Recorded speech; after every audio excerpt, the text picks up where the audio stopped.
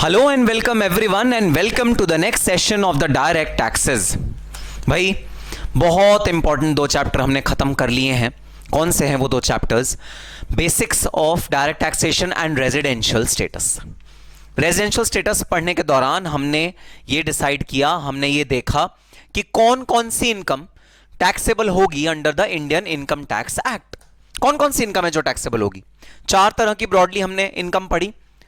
Income received in India, income deemed to receive in India, income accrued in India, income deemed to accrue in India. चार तरह की income हमने पढ़ा। इन चारों में से कौन कौन सी इनकम टैक्सेबल होगी, कौन कौन सी इनकम टैक्सेबल नहीं होगी, किसके हाथ में टैक्सेबल होगी, यह हमें पता लग गया। अब भाई नेट हमें पता लग गया कि भाई हमारी कौन सी इनकम टैक्सेबल होगी।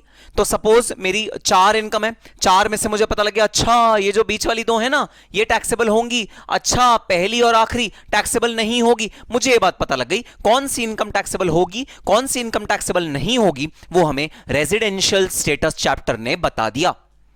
अब आई एम लेफ्ट विद दो इनकम जो मुझे पता लग गई, भाई ये दो इनकम है जो मेरी टैक्सेबल होने वाली हैं, या ये वो दो इनकम है जो मेरी टैक्सेबल होंगी in the relevant previous year. अब जो दो इनकम है जो मेरी टैक्सेबल होंगी, मेरा जो अगला स्टेप है वो क्या होगा? वो ये होगा कि ये दो रियल इनकम तो मुझे पता है, लेकिन इन रियल इनकम में से टैक्सेबल इनकम कितनी होने वाली है मुझे ये पता करना है। सर ये क्या है रियल इनकम, टैक्सेबल इनकम? अरे नालायक, याद नहीं? फर्स्ट चैप्टर में जब हमने शुरू किया था तभी मैंने तुम्हें कॉन्सेप्ट बताया था, difference between the real income and the taxable income. Real income हो सकता है तुम्हारी हो 5 लाख, लेकिन टैक्सेबल इनकम हो सकता है तुम्हारी हो 4 लाख, हो सकता है तुम्हारी हो 3 लाख, या हो सकता है तुम्हारी हो 5 लाख से ऊपर 6 लाख।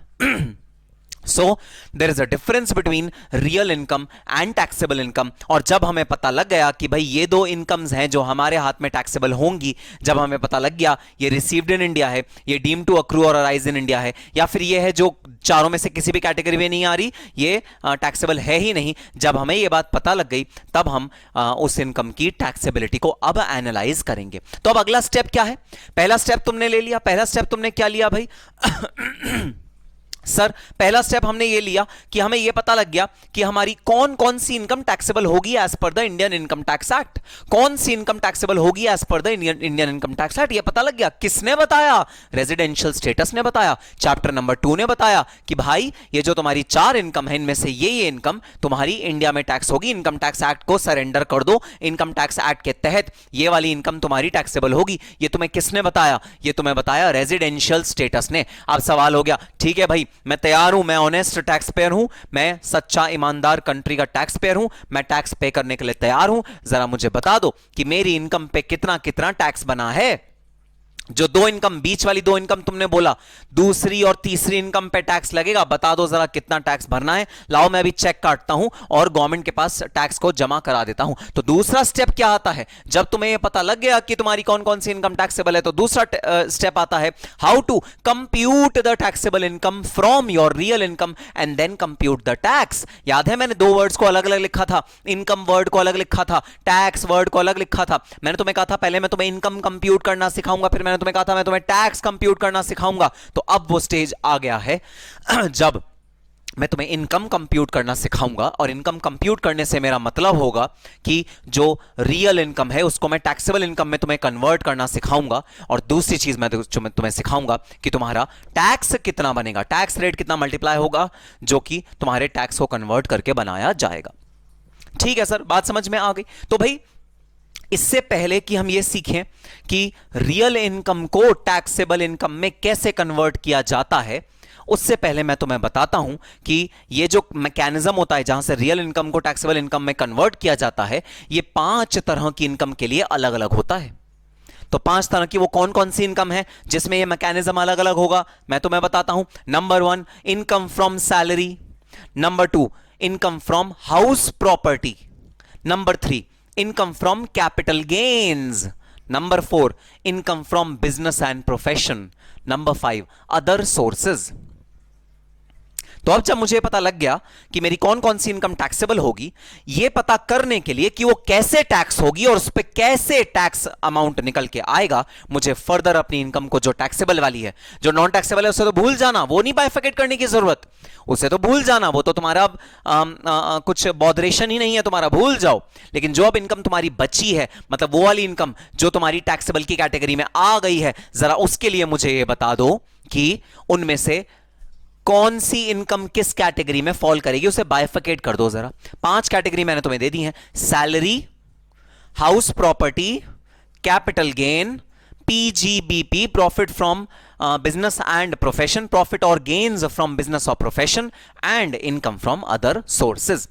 अगर तुम मुझे बताओगे इन पांचों में से कौन सी कैटेगरी में तुम्हारी वो 2 इनकम फॉल करती हैं जिनको तुम बोल रहे हो कि टैक्सेबल है, तो बदले में मैं तुम्हें बताऊंगा कि क्या वो टेक्निक है जिससे कि रियल इनकम टैक्सेबल में कन्वर्ट होगी और टैक्स निकल के आएगा। सर, तो आपके कहने का मतलब यह है कि आप हमें 5 टेक्निक्स सिखाओगे, आप हमें 5 टेक्निक्स सिखाओगे जहां पर रियल इनकम को टैक्सेबल में कन्वर्ट करा जाएगा, डिपेंडिंग अपॉन ये इनकम का नेचर क्या है। बिल्कुल सही समझे तुम। मैं तुम्हें टैक्सेबल इनकम कंप्यूट करने की 5 टेक्निक सिखाऊंगा। मैं तुम्हें रियल इनकम से टैक्सेबल इनकम तक पहुंचना और फिर उसको टैक्स रेट को मल्टीप्लाई करने की 5 टेक्निक सिखाऊंगा। सर, तो क्या आप यह भी कहना चाह रहे हो कि 5 टाइप की इनकम के 5 अलग अलग टैक्स रेट भी होंगे? जी हां, ऐसा भी हो सकता है। तो 5 अलग अलग नहीं होंगे, हो सकता है कोई 2 कॉमन भी हो, लेकिन हां 5 के टैक्स स्लैब अलग अलग भी हो सकते हैं, मेजरली अलग अलग होंगे। मैं तुम्हें बताऊंगा। कैपिटल गेन जो टैक्स होगा वो अलग रेट पे टैक्स होगा, सैलरी जो टैक्स होगी वो अलग रेट पे टैक्स होगी, हाउस प्रॉपर्टी जो टैक्स होगी वो अलग रेट पे टैक्स होगी, पीजीबीपी जो टैक्स होगा वो अलग रेट पे टैक्स होगा। तो ना केवल 5 कॉम्पोनेंट्स, ना केवल 5 तरीके टैक्सेबल इनकम को कंप्यूट करने के, बल्कि रेट ऑफ टैक्स भी मैं तुम्हें अलग अलग बताऊंगा। अलग अलग इनकम के हेड के 5 के रेट ऑफ टैक्स मैं तुम्हें अलग अलग बताऊंगा। हां, ये हो सकता है कुछ 2 के सिमिलर हो, कुछ 2 के सेम हो, 30% दोनों का सेम हो, ऐसा हो सकता है। लेकिन अलग अलग तरीके हैं 5 इनकम को कंप्यूट करने के, टैक्सेबल इनकम को कंप्यूट करने के, और रेट ऑफ टैक्सेस भी अलग अलग सेक्शन में दिए हुए हैं, बिल्कुल सेपरेट। हम खिचड़ी नहीं बनाना चाहते। खिचड़ी मतलब तुम कहो सर सारी की सारी इनकम, ये 2 इनकम जो 4 इनकम थी सर, इसमें से 2 टैक्सेबल हैं, बाकी दोनों ना रिसीव्ड इन इंडिया है ना क्रूड और राइज इन इंडिया है, तो सर इन दोनों को तो भूल जाओ, ये जो 2 बची ना सर, इन दोनों को खिचड़ी बनाओ, 30% के रेट पे टैक्स कर दो, छुट्टी। ये होगी गलत बात।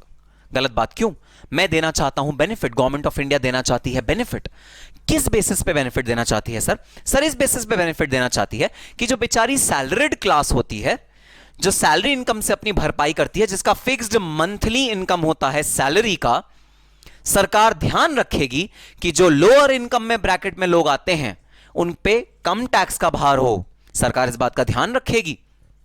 और जो हायर सैलरी कमाते हैं उन पे टैक्स का भार ज्यादा हो, सरकार इस बात का ध्यान रखेगी। अगर तुम हाउस प्रॉपर्टी में आ जाओ, कैपिटल गेन की बात है, जैसे तुमने घर बेचा, घर बेचने के बाद तुम्हें प्रॉफिट हुआ, बहुत मोटा प्रॉफिट हुआ, सरकार तुमसे ज्यादा टैक्स लेगी। सरकार तुमसे डेफिनेटली ज्यादा टैक्स लेगी क्योंकि तुम्हारी जो अर्निंग हुई है वो बहुत ज्यादा हुई है। जबकि सैलरी में सरकार ज्यादा टैक्स नहीं लेगी। सैलरी में सरकार कहेगी ठीक है, अगर तुम कम इनकम वाले लोग हो ना तो मैं तुमसे कम रेट पे टैक्स लूंगा और तुम कोई बात नहीं कम रेट पे टैक्स पे कर देना। तो अलग अलग फिलॉसफी है 5 की ना, 5 जो टाइप के अब हम इनकम पढ़ने वाले हैं उसकी अलग अलग फिलॉसफी है। टैक्सेबल देखो 5 हैं, ये मत बोलना कोई टैक्सेबल है कोई नॉन, ना ना ना, टैक्सेबल 5 हैं क्योंकि सेक्शन 9 जो income accrue or arise in India और सेक्शन 7 जो इनकम रिसीव्ड इन इंडिया को डीमिंग फिक्शन में लेके आता है, पूरा सेक्शन 5 हमारा टैक्सेबिलिटी को डिसाइड कर देता है। टैक्सेबल तो 5 हेड हैं, लेकिन अब वो 5 हेड में कैसे कंप्यूटेशन होगा, कैसे टैक्स कंप्यूट होगा, कैसे रियल इनकम से हम टैक्सेबल इनकम पे आएंगे, अब हम इन चैप्टर में वो देखने वाले हैं।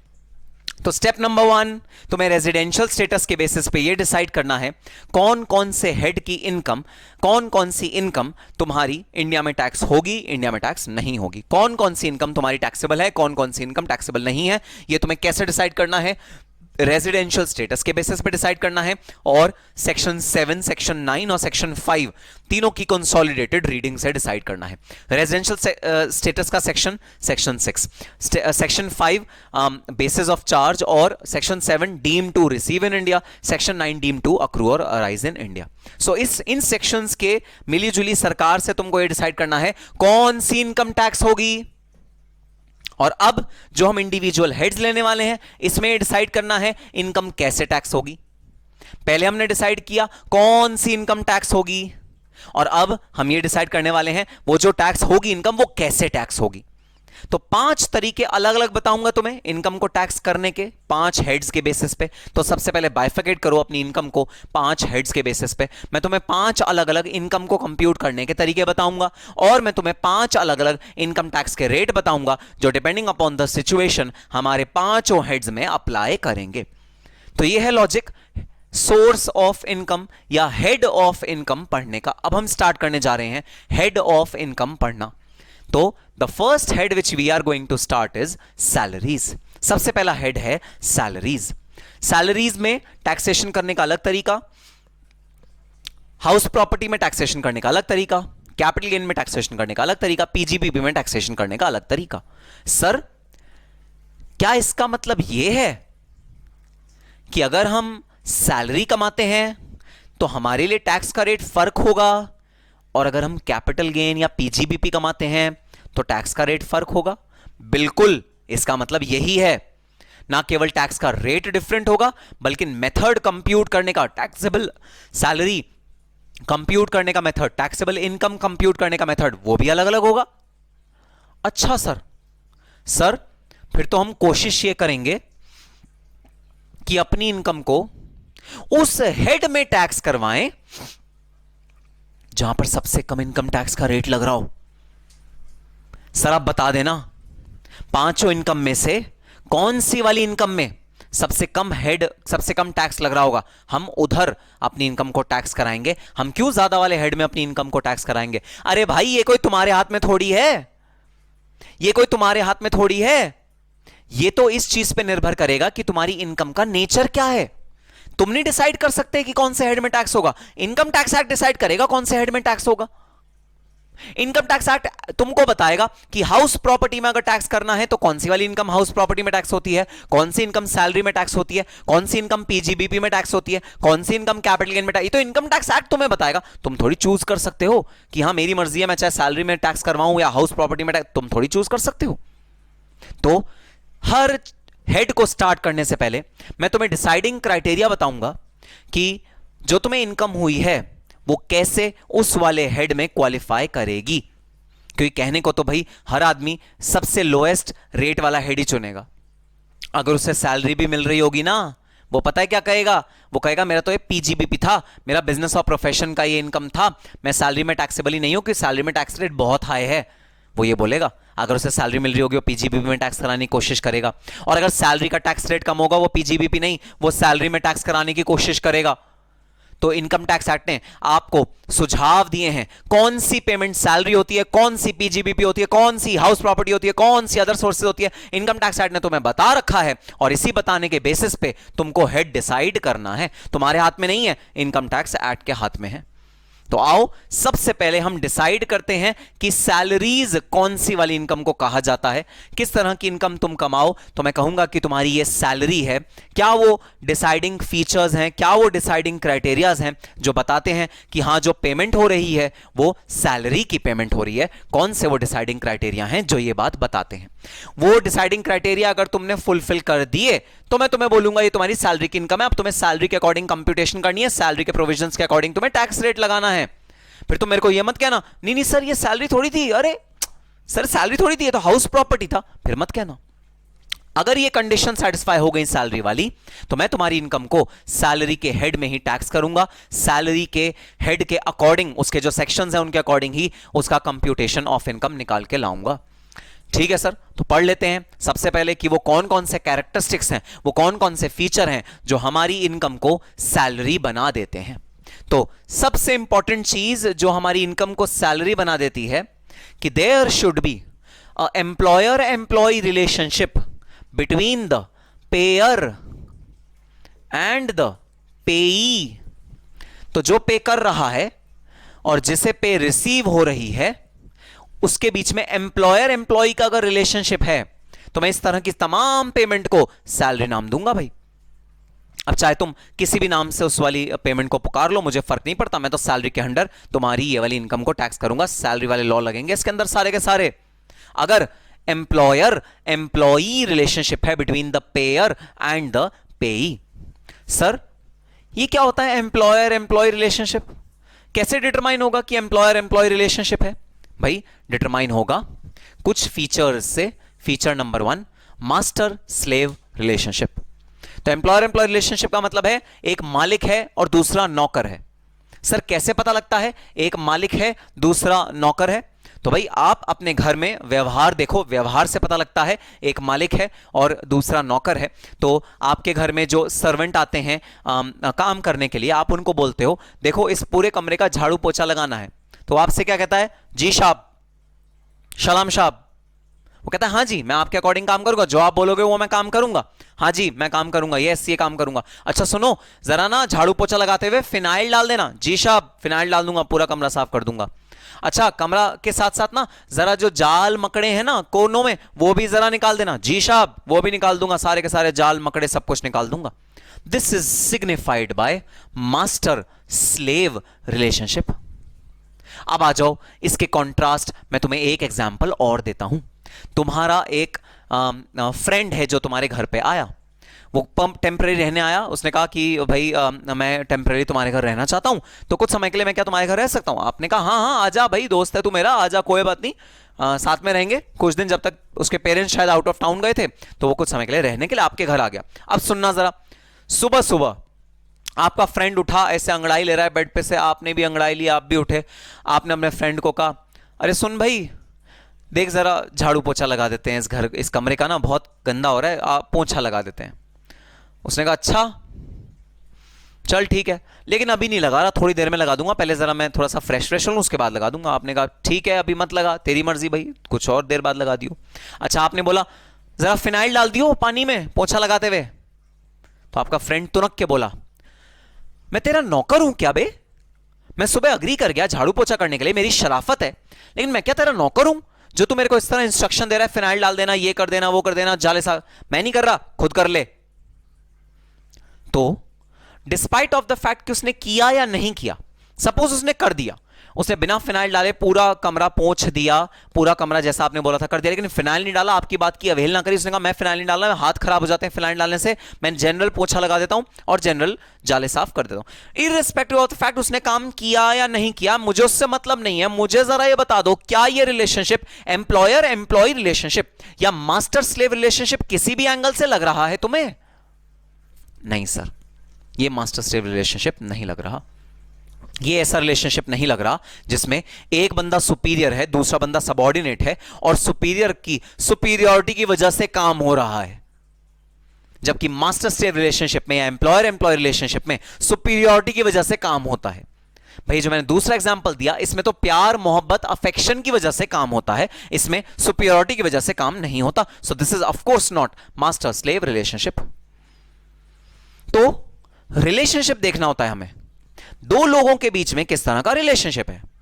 अब मैं आपको यही एक फॉर्मल सेटअप में एग्जांपल लेके जाता हूं। अभी तो मैंने आपको डोमेस्टिक एग्जांपल दिया, अब मैं आपको फॉर्मल बिजनेस एग्जांपल देके ये बात मेरी एक्सप्लेन करता हूं। सुनना जरा, आपके ऑफिस में एक एम्प्लॉय है, आपके अंडर काम करता है, उसने आपने उसको अपने कमरे में बुलाया, आपका जूनियर है भाई, आपने उसको अपने कमरे में बुलाया, आपने कहा हाँ वो रिपोर्ट बन गई, रिपोर्ट तैयार हो गई? उसने कहा हाँ सर रिपोर्ट तैयार हो गई, लीजिए रिपोर्ट।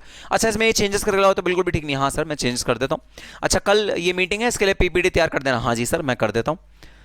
एम्प्लॉयर एम्प्लॉय रिलेशनशिप, जहां पर मास्टर जो बात कहेगा स्लेव उस बात को मानने के मजबूरी में है, ऑब्लिगेशन में है। अगर स्लेव ने वो बात नहीं मानी तो स्लेव ने जो राइटिंग में मास्टर को दिया हुआ है, ऑफर लेटर में लिख के कि मैं तुम्हारी सारी बात मानूंगा, खारिज हो जाएंगी। ऑफर लेटर बनता है प्रॉपर, एम्प्लॉयमेंट लेटर बनता है प्रॉपर, जहां लिखी जाती है ये बात कि सुनो एम्प्लॉई तुमको सारी बातें माननी पड़ेंगी, किसकी? कंपनी के रिपोर्टिंग पार्टनर की, जो तुम्हें रिपोर्ट कर रहा है उसको सारी बातें माननी पड़ेंगी तुमको। अब देखना मैं आपको देता हूं दूसरा एग्जांपल।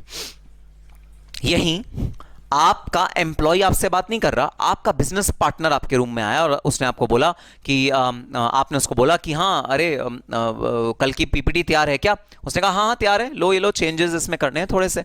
तो आपने बोला चेंजेस कर दो। उसने कहा मैं नहीं कर रहा चेंजेस, तू करना बैठ के चेंजेस, मेरे को और भी काम है, मैं और काम कर लेता हूँ, तू ये चेंजेस कर दे। आपने कहा ठीक है चेंजेस मैं खुद कर लेता हूँ। अब बताना कौन सा वाला रिलेशनशिप?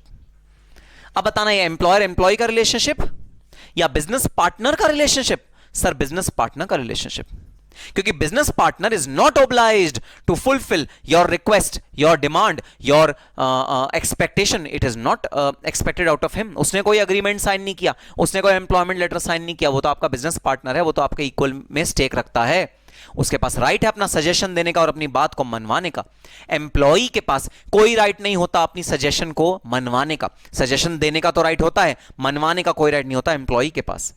जबकि एक पार्टनर के पास राइट होता है कि वो ना केवल सजेशन दे बल्कि उसे मनवाए भी कि भाई 50% स्टेक मेरा भी है, मान इस बात को, हमें ये नई सैटेलाइट लॉन्च करनी है, हमें इसमें के अंदर इतना करोड़ रुपए इन्वेस्ट करना है, बैंक से बोरिंग करो, मैं भी 50% का स्टेक होल्डर हूं। ये क्या हो गया? ये हो गया बिजनेस पार्टनर रिलेशनशिप, ये नहीं है एम्प्लॉय एम्प्लॉय रिलेशनशिप। तो भाई नाम क्या दिया आपने पेमेंट को? आपने पेमेंट को नाम दिया पार्टनर्स सैलरी। सपोज आपने जो आपका पार्टनर था ना, जिससे मैं भी बात कर रहा हूं, जो सैटेलाइट 50% का स्टेक है, आपका जो पार्टनर है, आपने उसकी जो रेम्यूनरेशन उसका नाम दे दिया सैलरी। भाई मैं तुम्हें सैलरी दे रहा हूं, कंपनी है तुम्हें सैलरी दे रही है, क्या वो सैलरी हो गई? नहीं सर वो सैलरी नहीं हुई, वो तो पीजीबीपी की इनकम में जाएगा इस बंदे की, क्योंकि एम्प्लॉयर एम्प्लॉय रिलेशनशिप नहीं है इस बंदे का। जो उसे सैलरी पे कर रहा है उसके साथ एम्प्लॉयर एम्प्लॉय रिलेशनशिप नहीं है, वो तो मालिक है, प्रोप्राइटर है। आप अकाउंट्स में डाल दो सैलरी नाम से, क्या मैं सैलरी हेड में उसको टैक्स करूंगा? ना, मैं आपको कहूंगा उसे लेके जाओ पीजीबीपी में, profits and gains from business and profession में, उस बंदे के लिए जिसको तुमने पेमेंट करी है, तुम्हारा बिजनेस पार्टनर है। जबकि दूसरी साइड पे अगर जो तुम्हारा एम्प्लॉय था जिससे पहले तुमने पीपीटी बनाने को कही और कहा जबरदस्ती आज शाम तक मुझे पीपीटी चाहिए ही चाहिए, जरा बताना उसके साथ जो रिलेशनशिप है, उस रिलेशनशिप के परसुएंट जो भी तुमने उसको पेमेंट करी, उस पेमेंट को तुम क्या नाम दोगे? तुम सैलरी नाम दोगे। सपोज मैंने एक बेवकूफाना हरकत करी। बेवकूफाना हरकत क्या? मैंने उसके एम्प्लॉयमेंट लेटर में लिख दिया कि dear mister so and so, we will be paying you profits and gains from business and profession amounting to rupees 8 lakh rupees per annum. मैंने नाम लिख दिया सैलरी की जगह पीजीबीपी। क्या नाम चेंज करने से ये पीजीबीपी बन जाएगा? आंसर इज नो, नहीं बनेगा। क्यों? क्योंकि characteristic is important. If these characteristics are met, if these characteristics are fulfilled, तो फिर मैं कहूंगा नहीं भाई नहीं, तुम चाहे जो नाम रख लो, ऑफर लेटर में एम्प्लॉयमेंट लेटर में तुमने कुछ भी नाम दिया, मुझे फर्क नहीं पड़ता। अगर ये कैरेक्टरिस्टिक्स मीट हो रहे हैं तो मैं ये नाम दूंगा इस वाले पेमेंट को सैलरी, और वो सैलरी के टैक्स रेट पे ही टैक्स होगी। मैं तुम्हें कोई बेनिफिट नहीं उठाने दूंगा पीजीबीपी का, कोई बेनिफिट नहीं उठाने दूंगा हाउस प्रॉपर्टी का, कोई बेनिफिट नहीं उठाने दूंगा कैपिटल गेन का। जो सैलरी में बेनिफिट्स तुम्हें मिल रहे हैं, जो सैलरी का टैक्स में तुम्हें एग्जेम्पशंस मिल रही हैं, डिडक्शंस मिल रही हैं, वो ले लो बस। उसके अलावा मैं तुम्हें कोई और बेनिफिट नहीं उठाने दूंगा। क्योंकि दोस्तों लोग मक्कारी करते हैं। मैंने खुद एम्प्लॉयमेंट लेटर्स देखे हुए हैं जिनका नाम ऊपर एम्प्लॉयमेंट लेटर नहीं लिखा होता। पता है क्या नाम लिखा होता है? नाम लिखा होता है रिटेनरशिप अग्रीमेंट, कि ये मेरा रिटेनर है, ये मेरा कंसल्टेंट है, ये मेरा एम्प्लॉय नहीं है, ये मेरा रिटेनर है, ये मेरा कंसल्टेंट है। फिर हम जब एम्प्लॉय उस लेटर को प्रॉपर्ली पढ़ते हैं, रिटेनरशिप अग्रीमेंट को प्रॉपर्ली पढ़ते हैं, एक एक क्लॉज के अंदर जाके देखते हैं, साफ साफ झलक जाता है कि मास्टर स्लेव अग्रीमेंट है। और मास्टर स्लेव अग्रीमेंट पता है किस चीज से झलकता है? Employee is bound to follow the orders और इंस्ट्रक्शंस ऑफ द एम्प्लॉयर। यह बात एकदम क्लियरली लिखी होती है उन कॉन्ट्रैक्ट्स में।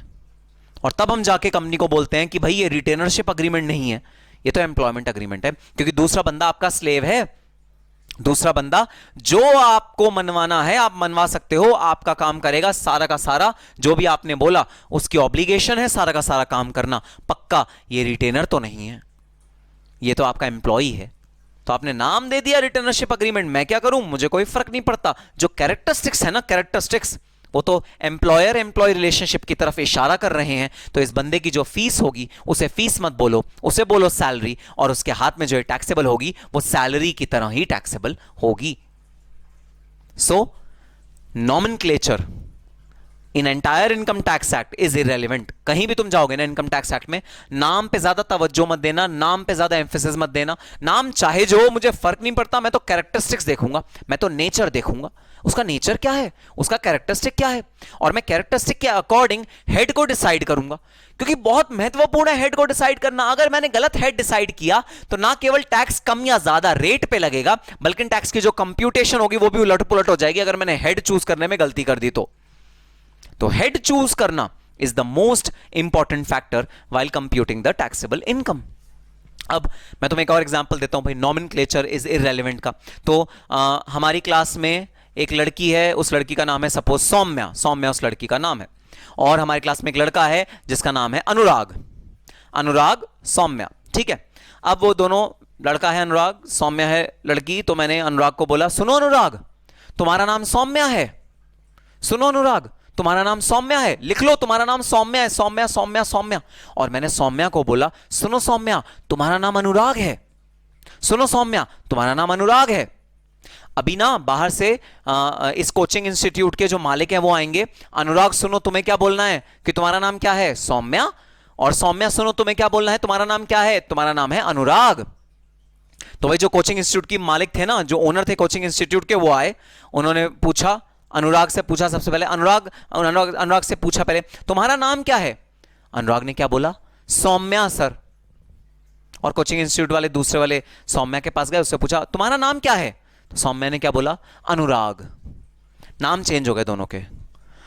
अब कोचिंग इंस्टीट्यूट के मालिक कंफ्यूजन में क्यों, कंफ्यूजन में इसलिए क्योंकि वो कह रहे हैं कि ये अनुराग अनुराग जैसा तो नहीं लग रहा, और ये सौम्या सौम्या जैसी नहीं लग रही, कुछ तो गड़बड़ है, कुछ तो गोल झोल झोल झाला है। तो आओ इनके कैरेक्टरिस्टिक्स या नेचर पे थोड़ी सी स्टडी करते हैं, पता लग जाएगा कौन है अनुराग कौन है सौम्या, ठीक है। कैरेक्टरिस्टिक पे स्टडी करते हैं। तो जो कोचिंग इंस्टीट्यूट की प्रिंसिपल थी ना, जो कोचिंग इंस्टीट्यूट की मालकिन थी, उन्होंने अनुराग और सौम्या दोनों को एक टास्क दिया। एक टास्क क्या दिया, कोचिंग इंस्टीट्यूट से मार्केट तक जाना है दोनों को। मार्केट में बहुत सारी शॉप्स हैं, ये शॉप्स हैं A B C D E, A B C D E F G, बहुत सारी शॉप्स हैं मार्केट में। तो दोनों को बोला सुनो अनुराग और सौम्या तुम दोनों को ना मार्केट में जाना है और मेरे लिए एक ये चीज खरीद के लानी है।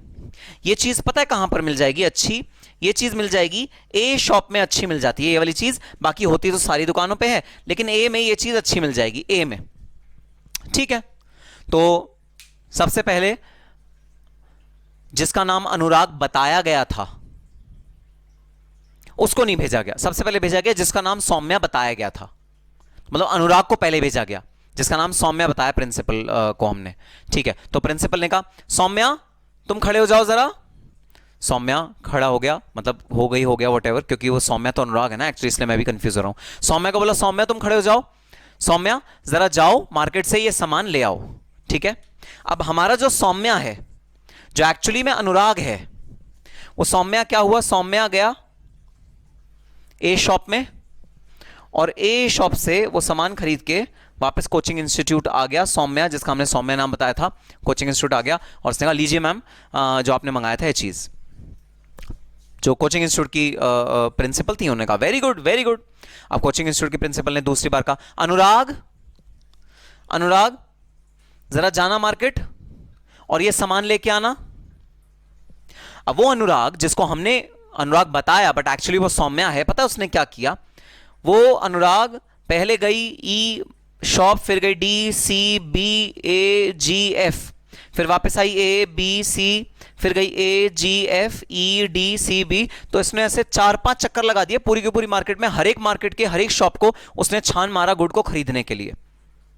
उस शॉप को भी देखा जिस शॉप में प्रिंसिपल ने कहा था कि वो गुड मिल जाएगा, लेकिन इन सब को छानने के बाद भी वो खाली हाथ वापस आई कोचिंग इंस्टीट्यूट और उसने प्रिंसिपल मैडम को कहा मैडम इस मार्केट में ना वो चीज़ इतनी अच्छी मिल नहीं रही, let me try some other market, मैं एक और जगह ट्राई कर लेती हूँ, वहाँ पर मैं थोड़ी सी बार्गेनिंग भी कर लूँगी, जहाँ पर अच्छा मिला तो मैं आपको 1-2 दिन में लाके दे दूँगी। वो इतनी सारी मार्केट की शॉप्स देखने के बावजूद भी वापस कोचिंग इंस्टीट्यूट आई और उसने वो चीज़ नहीं लाई और ये किया उसने, कोचिंग इंस्टीट्यूट के प्रिंसिपल एकदम पहचान गई कि अरे ये जो अनुराग, तुम मुझे अनुराग बता रहे हो ना, ये जो तुम मुझे अनुराग बता रहे हो, ये अनुराग नहीं है, ये सौम्या है, क्योंकि इसमें गर्ल्स वाले कैरेक्टरिस्टिक हैं।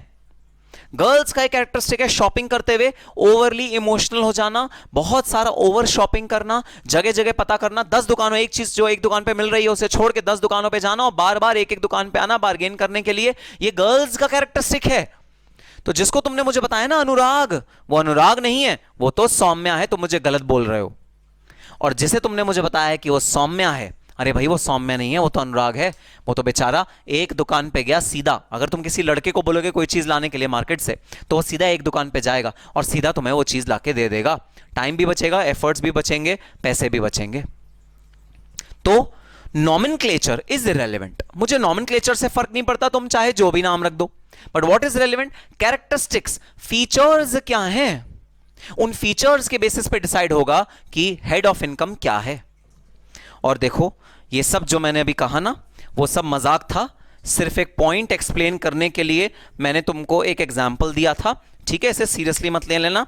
कभी तुम अभी मुझे मैसेज करो कि सर ये आपने बहुत गलत एग्जाम्पल लिया है, हम ऐसे थोड़ी करते हैं, ऐसा कुछ मत करना। ये सिर्फ एक एग्जाम्पल था जो मैंने लिया to explain what do mean by an overarching principle which is known as nomenclature is irrelevant. Nomenclature irrelevant होता है हमेशा। हम किस चीज पे जाते हैं, हम कैरेक्टरिस्टिक पे जाते हैं, हम उस चीज की नेचर पे जाते हैं। नाम चाहे आप जो रख दो, आपकी मर्जी है, मैं तो ये देखूंगा उस इनकम का नेचर क्या है to decide the head of income.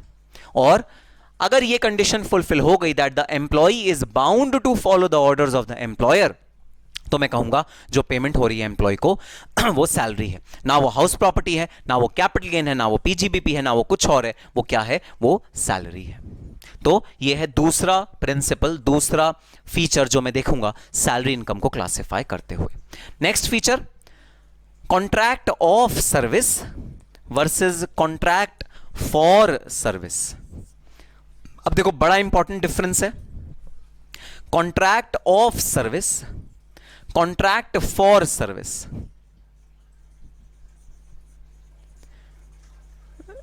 जहां पर होता है कॉन्ट्रैक्ट ऑफ सर्विस, वहां होता है एम्प्लॉयमेंट कॉन्ट्रैक्ट, इसे बोलते हैं employer employee relationship.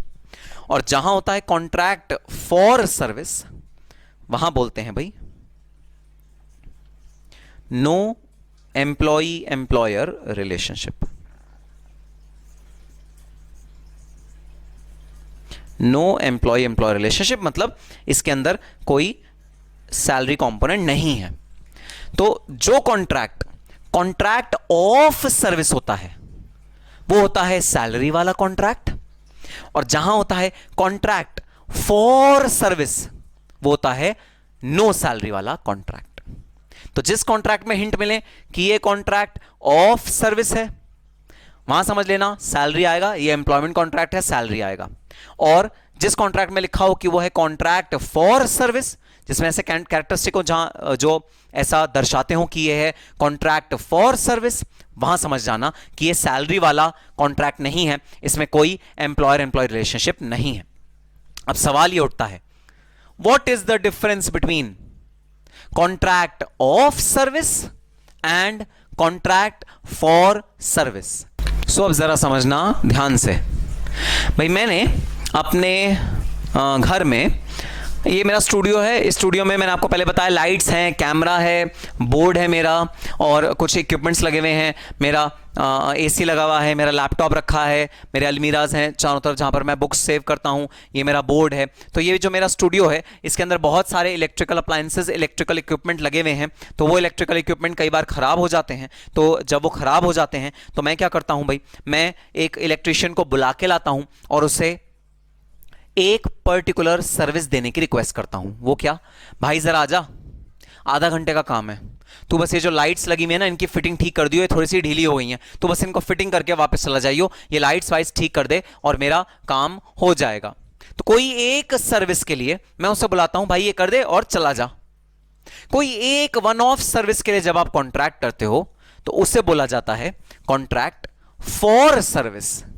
Contract for service, हम कॉन्ट्रैक्ट कर रहे हैं सर्विस के लिए, हमें मतलब नहीं है तू पूरे दिन में किस समय आए, तू सुबह आए, शाम आए, रात आए, जब भी तेरे पास टाइम हो तब तू आ जाइयो, मुझे कोई टेंशन नहीं है, बस आधा घंटा मुझे दे दियो, तेरी जब मर्जी हो, जब तू फ्री हो तब आ जाइयो। ऐसे बोलते हैं ना इलेक्ट्रिशियन को। बस हम कह रहे हैं तेरी जब मर्जी है तू आ जा, मुझे ऐसे कोई जल्दी नहीं है, या मेरे कहने पे मत आ, तेरी जो मर्जी है जब भी तू आना चाहे तब तू आ जा, अपनी मर्जी से आ जा।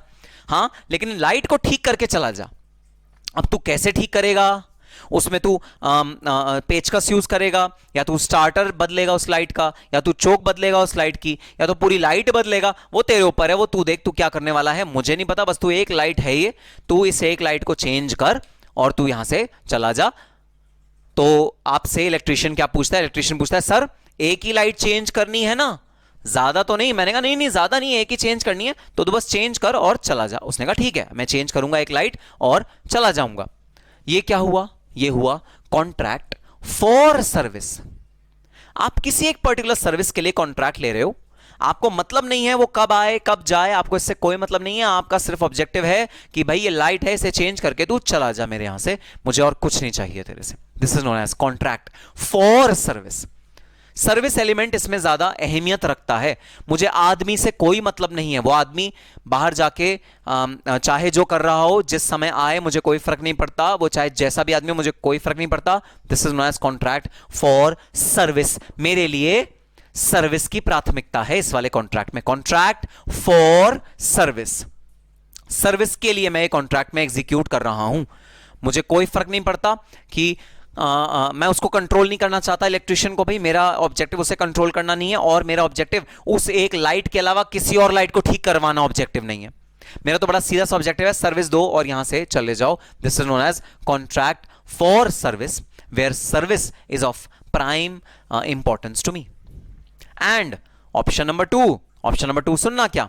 अब भाई मैं एक ग्रेजुएट सर्च कर रहा हूं, जो एक ग्रेजुएट हो, जिसे कंप्यूटर की बेसिक नॉलेज हो, ताकि मैं जो नोट्स बनवाता हूं, मैं जो आपको नोट्स देता हूं, वो टाइप कर दे आके। वो रोज सुबह आए 10 बजे मेरे घर, शाम को बैठे 5 बजे तक, और जो मैं टाइपिंग का उसे वर्क बोल रहा हूं वो करे, और सुबह से शाम में चला जाए। हाँ, ऐसा भी हो सकता है कि जो लाइसेंस आपको इश्यू करना पड़ता है इस क्लास को देखने के लिए, वो लाइसेंस जनरेट करने का काम भी दिन में मैं उसको दे दूं कि भाई जरा लाइसेंस जनरेट करने का भी काम कर दे।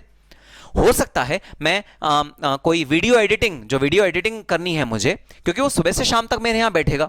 अब जरूरी थोड़ी है टाइपिंग का इतना सारा काम हो, अगर टाइपिंग वाला काम खत्म हो जाए तो क्या मैं उसे और भी काम दे सकता हूं? हाँ सर, आप उसे और कोई काम दे दो।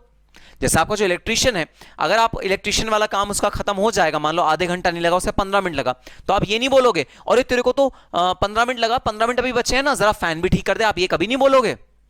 लेकिन जहां पर आप कॉन्ट्रैक्ट ऑफ सर्विस में एंटर होते हो, वहां पर आप राइट रखते हो दूसरे आदमी के टाइम पे, जो आपने टाइम उससे मांगा है, और आप जो मर्जी चाहे सर्विस उससे ले सकते हो, डिपेंडिंग अपॉन उसकी क्वालिफिकेशन क्या है और डिपेंडिंग अपॉन एम्प्लॉयमेंट कॉन्ट्रैक्ट में क्या लिखा हुआ है। So in case of employment of service मतलब तुम मेरे सर्वेंट बन जाओगे। यहां पर्सन की प्राथमिकता है, यहां सर्विस की प्राथमिकता नहीं है, यहां पर्सन की प्राथमिकता है। कॉन्ट्रैक्ट ऑफ सर्विस, मैंने तुम्हें सर्विसेज देने के लिए हायर कर लिया है। यहां है कॉन्ट्रैक्ट फॉर सर्विस, मैंने तुम्हें फलानी सर्विस देने के लिए हायर किया है। और यहां क्या है, मैंने तुम्हें सर्विसेज कोई भी सर्विस हो सकती है, अब वो कॉन्ट्रैक्ट ऑफ सर्विस, मैंने तुम्हें सर्विस देने के लिए हायर कर लिया है, कोई भी सर्विस हो सकती है वो, कॉन्ट्रैक्ट ऑफ सर्विस। और कॉन्ट्रैक्ट फॉर सर्विस मतलब for rendering a specific service, मैंने तुम्हें हायर किया है। तो ये है difference between contract of service and contract for service. भाई जब मैं इलेक्ट्रिशियन को हायर करता हूं तब मैं बोलता हूं कि कॉन्ट्रैक्ट फॉर सर्विस है, और जब मैं अपने अंडर अपने टीम में एक बंदे को हायर करता हूं जो मेरी एडिटिंग करेगा वीडियोस की, जो मेरी बुक की टाइपिंग करेगा, जो आपको पासवर्ड भी भेजेगा, जो लॉगिन आईडी होते हैं वो क्रिएट करेगा, वो चेक करेगा कि बैंक में पेमेंट आ गई क्या सारे बच्चों की, वो प्रॉपर सारी की सारी चीजों को मेंटेन करेगा, वहां क्या होगा, वहां होगा कॉन्ट्रैक्ट ऑफ सर्विस। यहां पर जो प्राथमिकता होती है वो बंदे की होती है। मुझे कौन कौन से स्किल चाहिए उस पर्सन में, मुझे टाइपिंग स्किल चाहिए, मुझे एक्सेल स्किल चाहिए, मुझे कंप्यूटर की नॉलेज चाहिए, मुझे सॉफ्टवेयर की नॉलेज चाहिए, उस बंदे के सारे स्किल चाहिए, प्लस मुझे ये भी चाहिए कि वो बंदा ईमानदार हो, मुझे ये भी चाहिए कि वो बंदा ऑनेस्ट हो, मुझे चाहिए कि वो बंदा पंचुअल हो, मुझे चाहिए वो बंदा कर्टियस हो, मुझे ये सारी चीजें भी चाहिए। लेकिन कॉन्ट्रैक्ट फॉर सर्विस में सर्विस की प्राथमिकता होती है, जो बंदा आ रहा है मुझे वो इररेलेवेंट है भाई, वो बंदा कैसा भी हो मुझे कोई फर्क नहीं पड़ता, मुझे तो आधे घंटे के लिए बुलाना है, ट्यूब ठीक करानी है, भगा देना है, तो मुझे उसकी ऑनेस्टी और उसकी इन सब चीज़ों से कोई खास फर्क नहीं पड़ता। यहां पर जो प्राथमिकता होती है वो सर्विस की होती है, कॉन्ट्रैक्ट फॉर सर्विस। शब्द खुद बता रहा है, शब्द खुद बता रहा है, कॉन्ट्रैक्ट फॉर सर्विस, मेरे को सर्विस की प्राथमिकता है। और यहां क्या है, कॉन्ट्रैक्ट ऑफ सर्विस, मुझे एक सर्वेंट चाहिए जो मुझे सर्विसेज दे पाए, तो यह है कॉन्ट्रैक्ट ऑफ सर्विस। तो जहां पर भी कॉन्ट्रैक्ट ऑफ सर्विस आता है कि ये सर्विस देने का कॉन्ट्रैक्ट है, ये सर्विस कॉन्ट्रैक्ट है, जहां पर आप एम्प्लॉयर एम्प्लॉय रिलेशनशिप रखते हो, जहां पर आप बाउंड टू फॉलो इंस्ट्रक्शन होता है, वहां हम कहते हैं कॉन्ट्रैक्ट ऑफ सर्विस है। और जहां पर सिर्फ एक सर्विस दो और जाओ, निकलो यहां से, कोई एम्प्लॉयर एम्प्लॉय रिलेशनशिप नहीं है, मेरा तुम्हारा नाता सिर्फ उसी क्षण तक है जब तक आप वो सर्विस दो, उसके बाद मेरा तुम्हारा कोई नाता नहीं है। जहां आप ऐसी बात कर दो वहां हम कहेंगे कॉन्ट्रैक्ट फॉर सर्विस। भाई यहां पर सर्विसेज देने के बाद भी मेरा और तुम्हारा नाता है, क्या नाता, एम्प्लॉयर एम्प्लॉय का नाता।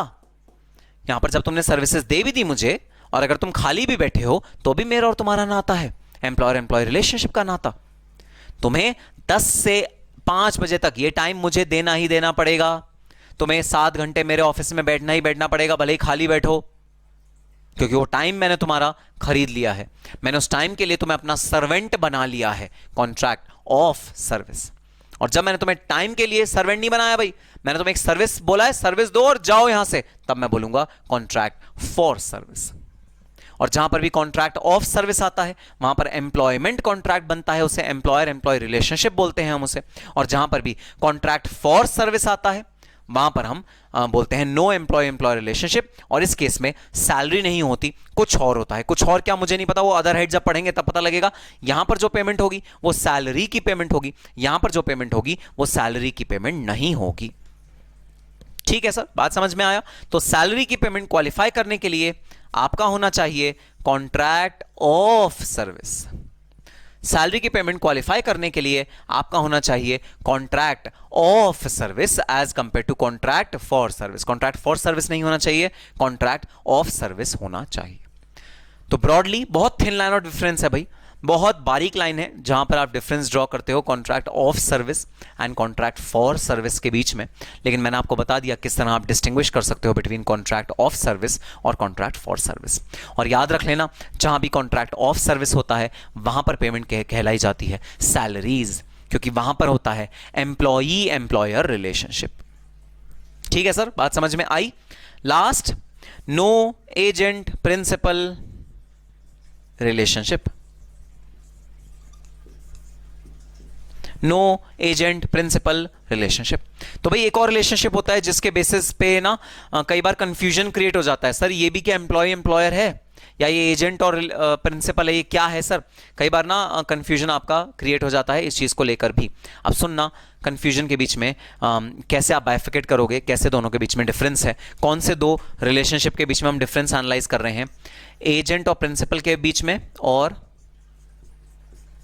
एम्प्लॉयर और एम्प्लॉय के बीच में, इन दोनों के बीच में क्या डिफरेंस है। और एजेंट और प्रिंसिपल का जो रिलेशनशिप होता है भाई वो वाला एम्प्लॉयर एम्प्लॉय का नहीं होता, तो एजेंट और प्रिंसिपल के बीच में जो पेमेंट ट्रांसफर होगी वो सैलरी नहीं कहलाएगी।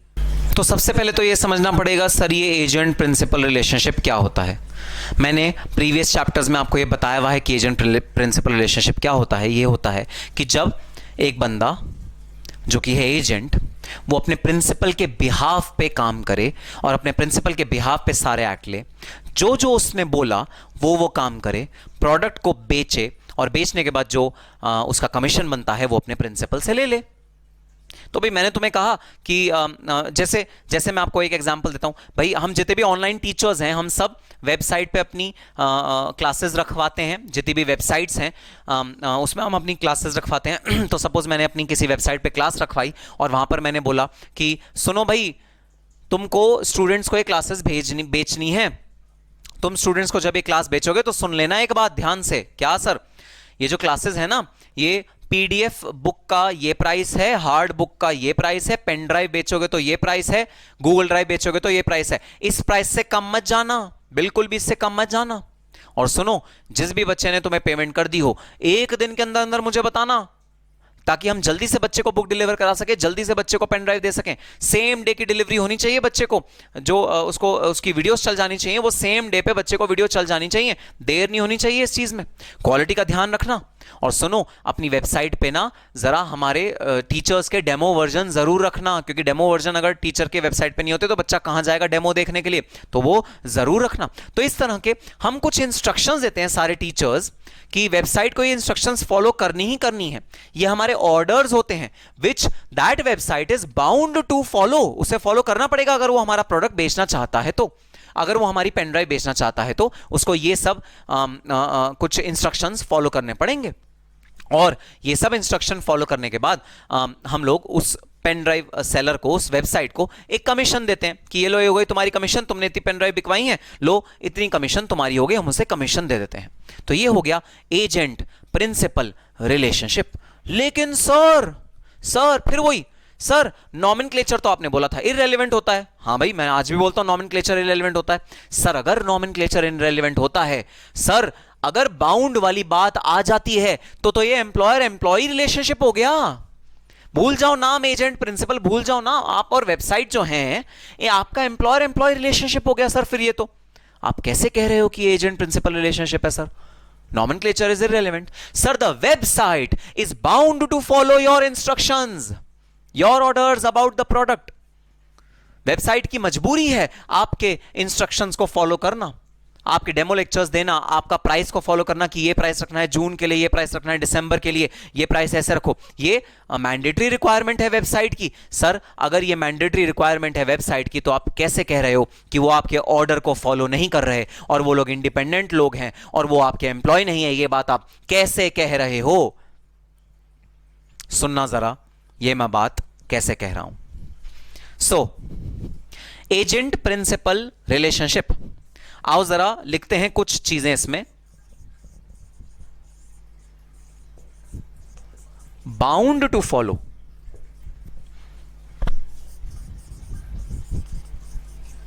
प्रोडक्ट रिलेटेड ऑर्डर्स, सेम यहां होगा, bound to follow product related orders.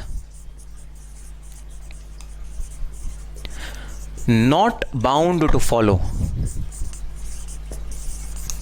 other operational orders, और यहां होगा bound to follow other operational orders as well, bound to follow other operational orders as well. Sir कुछ समझ नहीं आया क्या लिखा आपने, कॉपी कर लो एक बार, मैं तेरे में इंक भर लेता हूं, फिर तो मैं आराम से समझाऊंगा क्या मतलब है इस चीज़ का और कैसे आप डिस्टिंग्विश करोगे एजेंट प्रिंसिपल रिलेशनशिप को और एम्प्लॉय एम्प्लॉयर रिलेशनशिप को। ठीक है सर, हम कॉपी कर लेते हैं।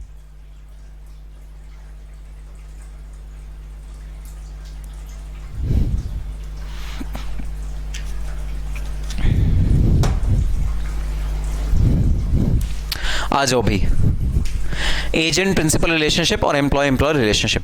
सच कहा तुमने, तुम सही पकड़े हैं। क्या सही पकड़े हैं? सही पकड़े हैं that if the website is bound to follow teacher's instructions then is the website an employee of the teacher or is the website an agent of teacher. If it is an agent of teacher तो उसको जो payment मिली है वो salary की category में नहीं आएगी, वो पीजीबीपी की कैटेगरी में आएगी, profit and gains from business and profession, क्योंकि वेबसाइट की जो अर्निंग है वो बिजनेस होती है उसका। और अगर आप कहोगे कि वो जो वेबसाइट को पेमेंट हो रही है जो टीचर कर रहा है वो पेमेंट सैलरी की है तो सैलरी हेड में हम उसे टैक्सेबल करेंगे। तो सर कैसे पता लगेगा कि वो जो टीचर और वेबसाइट के बीच में रिलेशनशिप है वो एजेंसी प्रिंसिपल है या एम्प्लॉय एम्प्लॉयर है? आओ देखते हैं। Condition number one, bound to follow product related orders या इंस्ट्रक्शंस। तो बताना जरा, जो वेबसाइट है क्या वो बाउंड टू फॉलो है product related instructions of the teacher? हाँ सर बिल्कुल, प्रोडक्ट से रिलेटेड जितने डिसीजन होंगे वो टीचर लेगा, कितने आवर्स की है, कितने व्यूज दिए जाएंगे, क्या प्राइस रखना है, हार्ड बुक देनी है नहीं देनी, पीडीएफ देना नहीं देना, पेन ड्राइव देना नहीं देना, सब डिसीजन किसके होंगे? टीचर के होंगे, और वो वेबसाइट को फॉलो करने पड़ेंगे। हाँ जी सर, बिल्कुल वेबसाइट को फॉलो करने पड़ेंगे। क्या same feature employee employer relationship में भी है? हाँ जी, बिल्कुल सेम फीचर है एम्प्लॉय एम्प्लॉयर रिलेशनशिप में। एम्प्लॉई को एम्प्लॉयर के प्रोडक्ट रिलेटेड सारे के सारे इंस्ट्रक्शंस को फॉलो करना पड़ेगा। एम्प्लॉय ये नहीं कह सकता कि अरे एम्प्लॉयर आपने बोला था इसे 50 रुपए का बेचना है, चलो कोई बात नहीं, मैंने 45 रुपए का बेच दिया, क्या फर्क पड़ता है? ऐसा एम्प्लॉय नहीं कह सकता। एम्प्लॉय को तो परमिशन लेनी पड़ेगी अपने एम्प्लॉयर से, सर क्या मैं 5 रुपए कम का बेच दूं? एम्प्लॉयर बोलेगा हाँ बेच दो, तभी एम्प्लॉय बेच सकता है। सेम एजेंट प्रिंसिपल में भी, भाई अगर किसी वेबसाइट को मुझे अप्रोच करना है, वेबसाइट बोले सर ये जो बच्चा है ना इसको हम क्या 5 रुपीज डिस्काउंट दे दें, क्या हम इसे कम में बेच दें, क्या हम इसे 5% डिस्काउंट दे दें? अगर मैंने परमिशन दी तो ही वो वेबसाइट इसे डिस्काउंट पर बेच सकती है, अदरवाइज वो डिस्काउंट पे नहीं बेच सकती। सो यस, ये फीचर दोनों में कॉमन होता है। Bound to follow product related orders और इंस्ट्रक्शंस, एम्प्लॉयर में भी यही होता है, bound to follow product related information. लेकिन not bound, agent is not bound to follow other operational orders या इंस्ट्रक्शंस। बताना जरा, क्या मैं वेबसाइट को ये बोल सकता हूं एज अ टीचर, जितने भी टीचर हैं पूरे हिंदुस्तान में, क्या ये वेबसाइट को बोल सकते हैं सुनो वेबसाइट, तुम ना जो तुम्हारा फिजिकल ऑफिस है ना उसको सुबह 10 बजे खोल दिया करो, भाई बच्चे आना शुरू हो जाते हैं। तो वेबसाइट देख के कई बच्चे कहते हैं नहीं हमें तो आपके ऑफिस से खरीदना है, तो आपके ऑफिस में आएंगे तो ना 10 बजे आना शुरू हो जाते हैं। तो सुनो वेबसाइट, आप ना अपना ऑफिस खोल दिया करो एग्जैक्ट 10 बजे। आप जब अपना ऑफिस खोलोगे ना एग्जैक्ट 10 बजे तो ही काम चलेगा, अदरवाइज काम ढंग से नहीं चलेगा। अच्छा सुनो वेबसाइट, तुम ना अभी सीए, सीएस, सीएमए तीनों की पेन ड्राइव्स बेच रहे हो, अरे बेवकूफी कर रहे हो, हटाओ सीए और सीएस की पेन ड्राइव, सिर्फ सीएमए की पेन ड्राइव रखो, सीएमए एक्सक्लूसिव बना दो इस वेबसाइट को।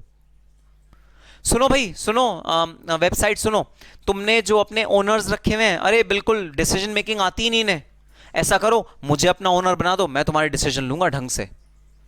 बताना जरा, अगर मैंने वेबसाइट के ऑपरेशंस में इंटरफेयर करना शुरू कर दिया तो क्या वो मेरी बात एक्सेप्ट करेंगे या मुझे चलता करेंगे? सर वो मुझे चलता करेंगे। तो उनको प्रोडक्ट रिलेटेड इंस्ट्रक्शंस तो बाध्य कर सकती हैं, लेकिन ऑपरेशन रिलेटेड इंस्ट्रक्शन प्रिंसिपल की एजेंट को बाध्य नहीं कर सकती। तो प्रिंसिपल एजेंट को ये तो बोल सकता है ये है गुड, ये भाई रिमोट तुम्हारा गुड है, इस रिमोट को बेचना है, तो प्रिंसिपल कहेगा हाँ ये रिमोट को बेचो, इतने रुपए का बेचना है, इस ग्राहक को बेचना है, ये तो कह सकता है प्रिंसिपल।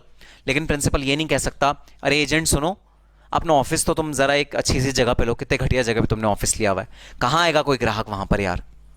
अच्छा सुनो, तुम जो स्कूटर पे जाके मार्केटिंग करते हो, सेलिंग करते हो, एक होंडा सिटी खरीदो यार, गाड़ी खरीदो, उस पे जाके मार्केटिंग किया करो। अच्छा सुनो, तुम जो और प्रोडक्ट की मार्केटिंग करते हो ना मेरे प्रोडक्ट के साथ साथ, उसे बंद कर दो आज के डेट में। मैं नहीं चाहता कि तुम और किसी प्रोडक्ट की मार्केटिंग करो, तुम सिर्फ मेरे प्रोडक्ट की मार्केटिंग करोगे और किसी की मार्केटिंग नहीं करोगे। क्या एजेंट इन सब बातों को मानेगा प्रिंसिपल की? Answer is no. तो agent is not bound to follow other operational instructions of the principal. However, employee is bound to follow all the operational orders, all the operational instructions of the employer. तो अगर employer कहेगा सुनो employ सुबह 10 बजे sharp office आ जाना, खोल देना office, हाँ जी सर। शाम को 5 बजे ऑफिस बंद करके चाबियां अपने घर ले जाना, हाँ जी सर। कल से प्रोडक्ट ए का तुम प्रमोशन करना, प्रोडक्ट बी का प्रमोशन मत करना, हाँ जी सर। सुनो कल से फॉर्मल कपड़े पहन के आया करो, ये क्या जीन्स टी शर्ट में आ जाते हो ऑफिस, फॉर्मल कपड़े पहन के आया करो, हाँ जी सर। सुनो कल से अपनी जो बेल्ट है ना बड़ी खराब लग रही है, गंदी लग रही है, नई बेल्ट खरीदो, वो पहन के आया करो, हाँ जी सर। तो एम्प्लॉय एम्प्लॉय रिलेशनशिप में सारे ऑपरेशनल ऑर्डर्स या ऑपरेशनल इंस्ट्रक्शंस भी फॉलो करने पड़ते हैं, जबकि एजेंट और प्रिंसिपल रिलेशनशिप में प्रोडक्ट रिलेटेड, जो प्रोडक्ट बिक रहा है उसके रिलेटेड इंस्ट्रक्शन तो फॉलो करने पड़ते हैं, लेकिन ऑपरेशन रिलेटेड ऑर्डर्स नहीं फॉलो करने पड़ते in case of agent principal relationship. अब देखो मैं साइड हो गया हूं, जरा तुम इस पूरे कॉन्सेप्ट को अपने रजिस्टर में नोट डाउन कर लो। आई होप तुम्हें समझ में आ गया होगा कि एजेंट प्रिंसिपल रिलेशनशिप कैसे डिफरेंट होता है एम्प्लॉय एम्प्लॉयर रिलेशनशिप से। और अगेन कंक्लूजन क्या निकला? अगर एजेंट प्रिंसिपल रिलेशनशिप के तहत पेमेंट होती है, पेमेंट कहां टैक्सेबल होगी? पीजीबीबी में टैक्सेबल होगी। अगर एम्प्लॉय एम्प्लॉयर रिलेशनशिप के तहत पेमेंट टैक्सेबल होती है, वो कहां टैक्सेबल होगी? सैलरी में टैक्सेबल होगी। दोनों चीजें जो बाउंड करेगा, प्रोडक्ट रिलेटेड ऑर्डर्स भी और ऑपरेशनल ऑर्डर्स भी, ऑल ऑर्डर्स जो बाउंड करने का वादा कर देता है उसे कहते हैं एम्प्लॉई, लेकिन जो सिर्फ प्रोडक्ट रिलेटेड इंस्ट्रक्शन बाउंड करने का वादा करता है उसे बोलते हैं एजेंट। तो एजेंट प्रिंसिपल को कहेगा मेरे को काम करना मत सिखाओ, तुमसे ज्यादा अच्छा आता है मुझे काम करना, मुझे बस तुम अपना प्रोडक्ट दो, मैं उसे बेचूंगा आगे, तो मुझे काम करना मत सिखाओ। This is agent. और एम्प्लॉई क्या कहेगा? सर आपको ये सब कुछ सिखाना है, आप जो बोलोगे वही होगा, आप मेरे माई बाप हो। That is employee employer relationship. So in case of employer employee relationship there is no agent principal relationship। agent principal relationship अलग, employer employee relationship अलग। अगर agent principal relationship है तो वो सैलरी की कैटेगरी में नहीं आएगा, वो तभी सैलरी की कैटेगरी में आएगा जब वो employer employee relationship होगा।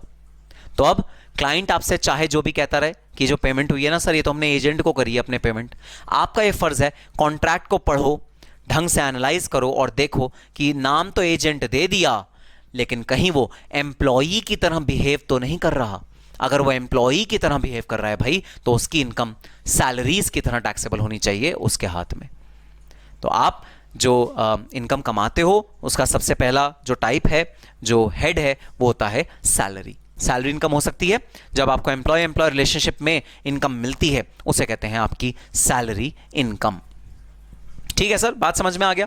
तो सबसे पहले हमने पढ़ा employer employee relationship is relevant for earning the salary income and pursuant to this employer employee relationship हम लोग सैलरी पे करते हैं एम्प्लॉयज को और वो बंदा एम्प्लॉय कहलाता है हमारा, और जो एम्प्लॉय कहलाएगा उसका भाई जो पेमेंट होगी वो भी होगी सैलरी पेमेंट। ठीक है सर, बात समझ में आ गई।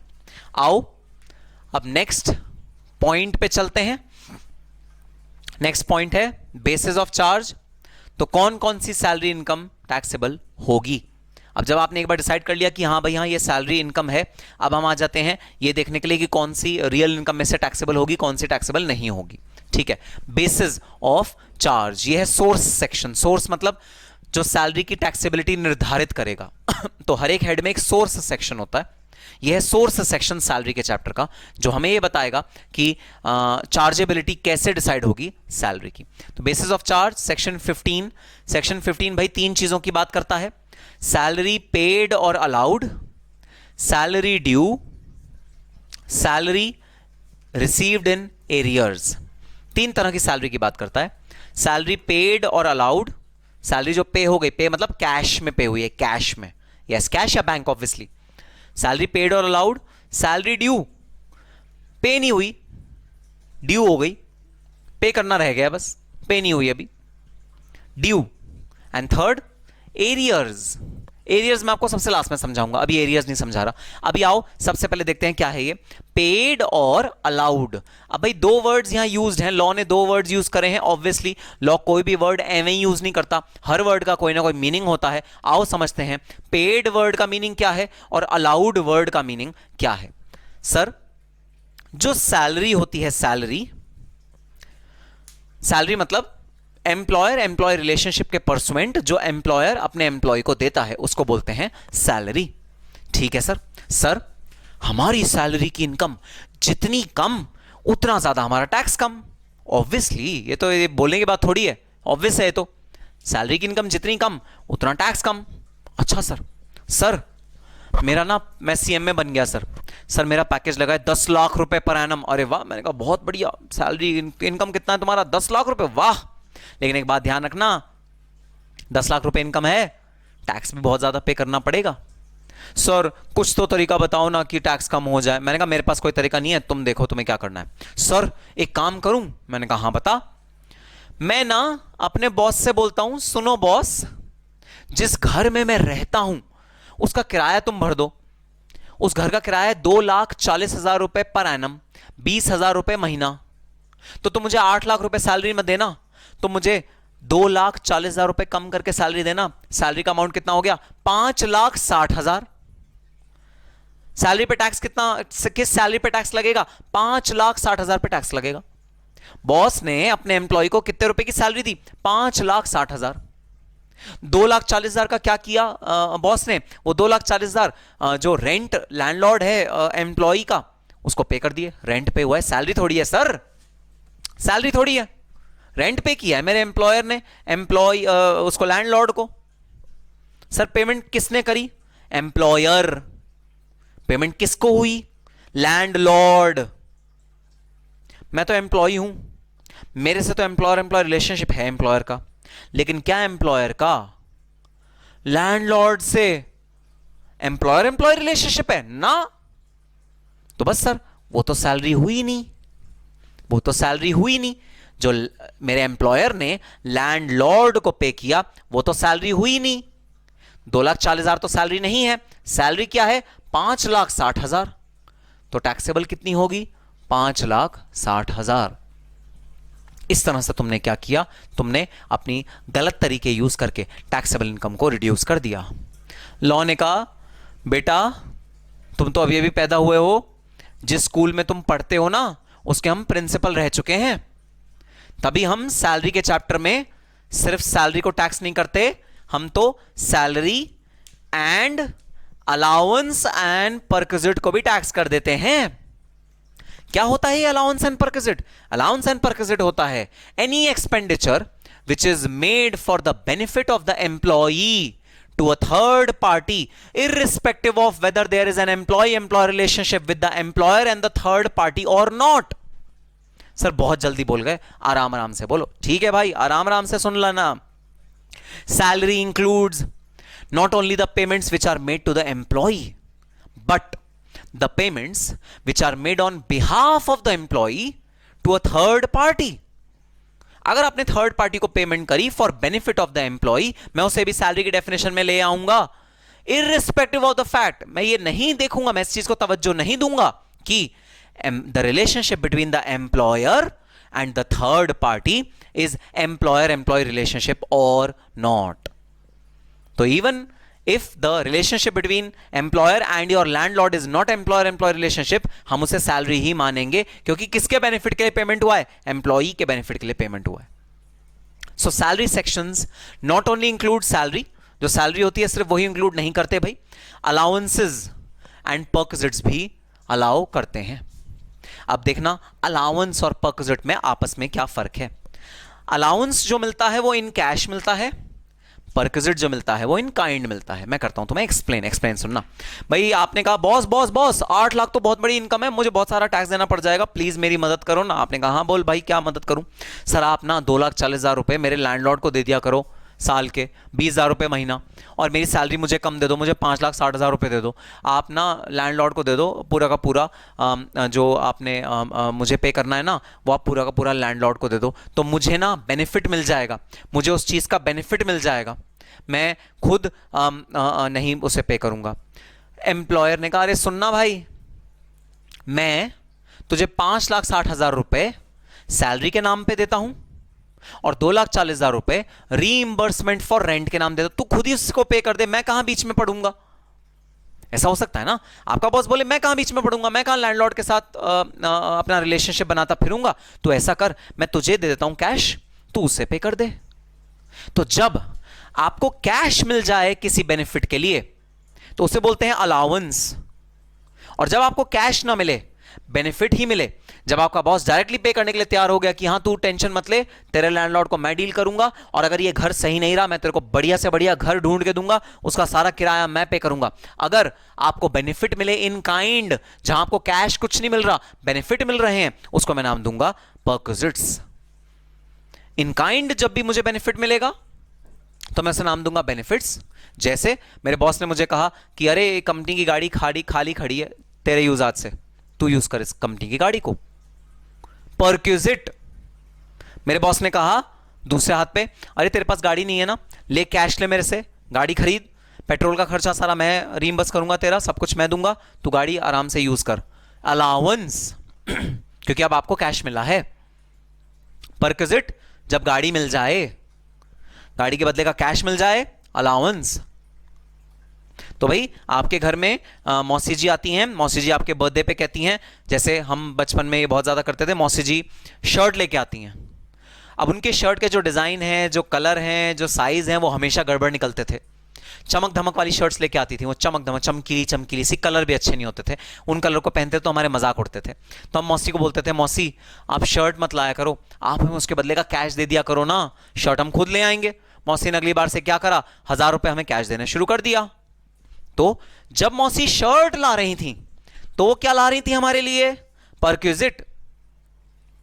और जब मौसी ने हमें कैश देना शुरू कर दिया शर्ट के नाम का कि चल तू शर्ट खरीद लियो, तब उन्होंने क्या दिया हमें, अलाउंस। अब बताना जरा, जब आपको अलाउंस मिलता है तब आप पूरा का पूरा खर्च कर देते हो या बदमाशी कर सकते हो कि आपने थोड़ा सा खर्च किया और थोड़ा सा नहीं करा? सर, बदमाशी कर सकते हैं। जब हमें अलाउंस मिलता है तो बदमाशी कर सकते हैं। बदमाशी क्या, 1000 रुपए मौसी जी ने दिए, 200 रुपए तो हमने उड़ा दिए ऐसे ही पार्टी करने में, 800 रुपए की शर्ट खरीद ली। जबकि अगर मौसी जी वो शर्ट देती पूरी 1000 रुपए की देती, क्योंकि उनका बजट 1000 रुपए था। तो परक्विजिट के केस में ऐसी कोई बदमाशी करने की टेक्निक नहीं होती। अलाउंस के केस में ये एक बदमाशी करने की भाई प्रवृत्ति लोगों में होती है कि लोग रीइंबर्समेंट ले लेते हैं कि सर हमें ना आप ऑटो का पैसा दे दो, हम इस क्लाइंट से मिलने जा रहे हैं, आप हमें ऑटो का पैसा दे दो, और वो किस में जाएंगे, वो बस में जाएंगे। ऐसी बदमाशी होती है अलाउंसेस के केस में। और इनकम टैक्स एक्ट ने दोनों को ही टैक्सेबल कर रखा है, चाहे वो अलाउंस हो चाहे वो परक्विजिट हो, दोनों को ही टैक्सेबल करने के तरीके बताए हुए हैं। हम डिटेल में चर्चा करने वाले हैं। अलाउंस को टैक्सेबल कैसे डिसाइड करा जाता है कि कितना अलाउंस टैक्सेबल है, और परक्विजिट कितना कितना टैक्सेबल है वो कैसे डिसाइड करा जाता है, हम अपने सैलरी के चैप्टर में डिटेल में पढ़ने वाले हैं। तो मुद्दा क्या, ना केवल सैलरी टैक्सेबल होती है, बल्कि अगर आपको किसी तरह का बेनिफिट मिल रहा है जो आप अपने टैक्स बचाने के लिए कह रहे हो, ना ना ये सैलरी नहीं है, ना ना ये सैलरी नहीं, अपना बेनिफिट बचाने के लिए आप ये कर रहे हो, आप अपना टैक्स बचाने के लिए ये हरकत कर रहे हो, अगर ऐसा है तो जो अलाउंसेस और परक्विजिट आपको जो बेनिफिट, इसका मैं अगर शॉर्ट में नाम लिखूं तो वो नाम है बेनिफिट। और जो बेनिफिट कैश में मिलता है उसे कहते हैं अलाउंस, जो बेनिफिट काइंड में मिलता है उसे कहते हैं परक्विजिट। इनकम टैक्स एक्ट ने बोला मैं दोनों को टैक्सेबल करूंगा, सैलरी को भी टैक्सेबल करूंगा, अलाउंस और परक्विजिट को भी टैक्सेबल करूंगा। अब आपके दिमाग में यह सवाल उठ सकता है कि सर जब मौसी जी आती थी ना तो वो जब शर्ट लाती थी तो वो जो प्राइस टैग होता है ना उसे अच्छे से काट देती थी ताकि हमें ना शर्ट का प्राइस ना पता लगे। होता था ना ऐसा, जब आपके रिलेटिव कोई चीज आपको देते हैं तो वो प्राइस एकदम काट देते ताकि आपको प्राइस ना पता चले। तो सर क्या उस शर्ट का वैल्यू का अनुमान लगाना मुमकिन है जिसका हमें वैल्यू ही नहीं पता? अरे तो एम्प्लॉयर ने दी है ये चीज, तो एम्प्लॉयर ने दी है हमको, एम्प्लॉयर ने बोला मेरी गाड़ी यूज कर लो। अब उस गाड़ी की वैल्यू क्या है ये क्या अनुमान लगाना मुमकिन है? चलो यहां तो अनुमान लग गया, यहां तो अनुमान लग गया। मौसी ने सीधा 1000 रुपए का लिफाफा हमें पकड़ाया, हमने लिफाफा खोला, 500 रुपए के 2 नोट थे, पता लग गया 1000 रुपए मौसी जी देके गई हैं, अनुमान लग गया यहां पर। तो क्या यहां वैल्यूएशन करनी मुमकिन है? हां भाई हां, यहां भी वैल्यूएशन करनी मुमकिन है। और इनकम टैक्स ने रूल्स डिसाइड करे हुए हैं, इनकम टैक्स ने आपको स्ट्रिक्ट गाइडलाइंस दी हुई हैं, इनकम टैक्स ने आपको प्रॉपर मेथोडोलॉजी दी हुई है जहां पर हम इन वाली चीजों का भी वैल्यूएशन करेंगे। हम डिसाइड करेंगे कि ये चीज कितने वैल्यू की है, कितना बेनिफिट एम्प्लॉय को मिल रहा है, हम ये चीज भी डिसाइड करेंगे इन case of perquisites. So allowances तो कैश में है, तो ये तो आपको साफ साफ पता लग जाएगा इतने रुपए का आपको अलाउंस मिला है आपके एम्प्लॉयर से, ये वैल्यूएशन के तहत आ जाएगा जिसमें हम वैल्यू करेंगे। इनकम टैक्स एक्ट ने बताया हुआ है कि कौन कौन से परक्विजिट की क्या क्या वैल्यू होगी और हम प्रॉपर वैल्यूएशन करेंगे। तो जी हां, तरीके हैं। तो अब आ जाओ जरा वापस अपने मेन हेड पे। 2 वर्ड यूज हो रहे थे भाई, paid and allowed. Paid word use होता है सैलरी के लिए, अलाउंसेस एंड परक्विजिट्स के लिए वर्ड यूज होता है अलाउड। इसीलिए सेक्शन ने बड़े ध्यान से 2 वर्ड यूज करे हैं, सैलरी पेड और अलाउड। अगर आप सैलरी को पे करते हो या अलाउ करते हो, और सैलरी को अलाउ करने का मतलब है आपने सैलरी के मुगालते में सैलरी को बुरखा पहनाया हुआ है, लेकिन अंदर उसके कौन है, सॉरी आपने बुरखा पहनाया हुआ है अलाउंसेस एंड परक्विजिट का, उसके अंदर कौन है, उसके अंदर सैलरी बैठी है।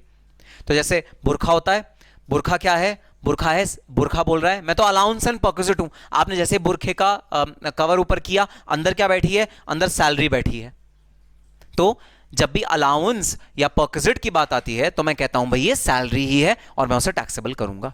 सो सैलरी अलाउड और पेड, सैलरी पेड का मतलब है सैलरी, सैलरी अलाउड का मतलब है अलाउंसेस एंड परक्विजिट्स, दोनों टैक्सेबल होंगे under the income tax act. अच्छा, एक बड़ी इंपॉर्टेंट बात लिखी हुई है भाई, दब गई, छुपी हुई सी है ना, दबी हुई क्या है, इंक्लूडिंग इन एडवांस, अगर एडवांस में कोई सैलरी मिल रही है वो भी भाई टैक्सेबल हो जाएगी on paid basis, cash basis, receipt basis.